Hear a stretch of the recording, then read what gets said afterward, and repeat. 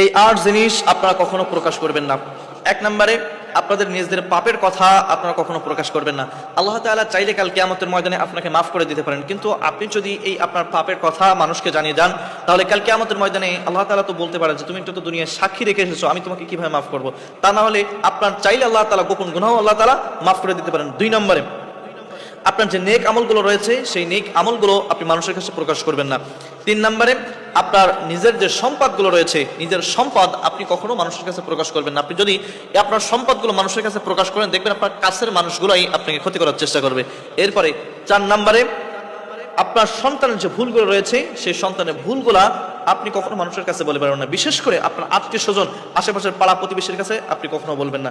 যদি আপনি আপনার সন্তানের যে ভুলগুলো রয়েছে সেগুলো যদি পাড়া প্রতিবেশীর কাছে আপনি বলে বেড়ান, দেখবেন যে পাড়া প্রতিবেশী কিছুদিন না যেতেই আপনাকেই আপনার সন্তান দিয়ে খোঁটা দেবে। আপনার সন্তানকে তারা মানুষের কাছে খারাপ হিসেবে জাহির করবে।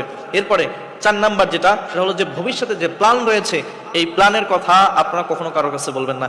আপনি যদি আপনার ভবিষ্যতের প্ল্যানের কথা বলেন, দেখবেন যে আপনার পাশের মানুষ, আপনার আত্মীয় স্বজন, আপনার কাছের মানুষই আপনাকে ক্ষতি করার চেষ্টা করবে। এজন্য আপনি ভবিষ্যতে কি প্ল্যান করতেছেন এটা কখনো কারোর কাছে প্রকাশ করবেন না। ৬ নম্বরে আপনি যে দান করবেন, সদকা করবেন, এই দান সদকার কথা মানুষের কাছে বলে বেড়াবেন না। অনেক মানুষ রয়েছে দেখবেন যে একটু নেক আমল করলে, দান সদকা করলে মানুষের কাছে বলে বেড়ায়।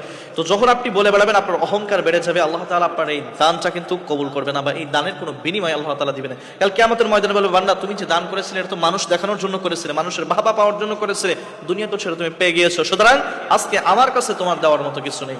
এরপরে আপনি ৭ নম্বরে আপনি যে ঝগড়া বিবাদ রয়েছে, সংসারের যে মনোমালিন্য অশান্তি রয়েছে, এইগুলা আপনি মানুষের কাছে বলে বেড়াবেন না। এরপরে ৮ নম্বর এবং সর্বশেষ হলো নিজের দুর্বলতার কথা কখনো কাউকে বলবেন না। অনেক মানুষ রয়েছে দেখবেন যে নিজের ভিতরে কিছু অক্ষমতা থাকে, কিছু দুর্বলতা থাকে, এগুলো আশেপাশের পাড়া প্রতিবেশী, এরপরে আত্মীয় স্বজনের কাছে এগুলো হর হামেশাই বলে বেড়ায়। আর পরবর্তী যখনই আপনি বিপদে পড়বেন, দেখবেন যে আপনার এই দুর্বলতাটা দিয়েই তারা আপনাকে অ্যাটাক করবে। এজন্য আপনারা চেষ্টা করবেন এই বিষয়গুলো মাথায় রাখতে এবং মানুষের কাছ থেকে গোপন রাখার জন্য। ইসলামে এই ৮টা বিষয়কে মানুষের কাছ থেকে গোপন রাখার জন্য বলেছে। যখনই বলেছে ইসলাম, তখনই আপনাকে বুঝতে হবে এর ভিতরে কোনো না কোনো কল্যাণ রয়েছে, ফায়দা রয়েছে। সুতরাং আপনারা চেষ্টা করবেন যে এই ৮টা বিষয় থেকে মানুষের কাছ থেকে এগুলো এড়ানোর জন্য।